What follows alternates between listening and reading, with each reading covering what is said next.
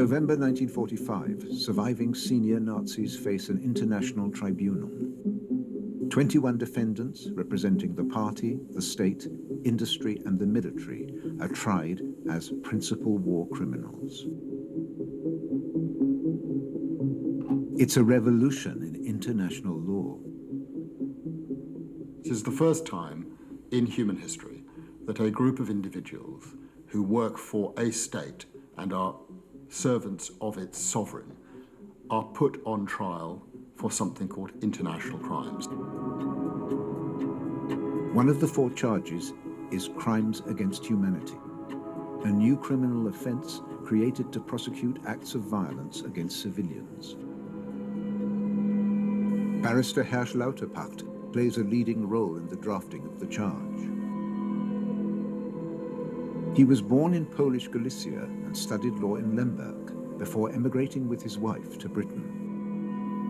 What Lauterpacht is interested in is looking at the ways in which international law can protect each of us because we are human beings. Not because we're a member of a group, but because we are living, breathing, sentient human beings. And his basic idea was that every human being has minimum rights under international law, including in times of war and conflict and horror and atrocity. Lauterpacht has a personal stake in the trial. On its very first day, the topic is a crime against humanity in Lemberg, Lauterpacht's former home.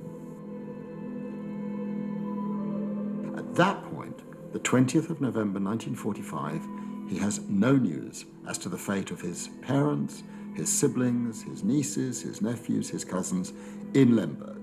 And at that very moment, on the first day in the trial, a Soviet prosecutor describes what happened in Lemberg. Thousands of Jews were murdered in an operation guided by the German occupation forces. Lauterpacht's family was among them.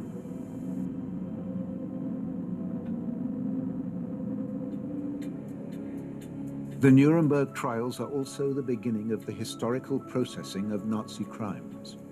Documents, photographs, films, and witness statements are admitted. Evidence of a new dimension in crime. What was important was that it would showpiece the horrors that had occurred, the invasions, the acts of killing, the atrocities, and so on and so forth. And it was broadcast daily on the newsreels, and it was in the front pages of the newspapers most days. The Americans conduct regular opinion polls in their zone. According to these, the defeated Germans take a largely positive view of the principal war crimes trial. 80% believe the trials are fair, and 70% consider that the defendants are guilty. The victor's message is clear. There will be justice in the place of arbitrary despotism. Put simply, the Second World War is a war of good against evil.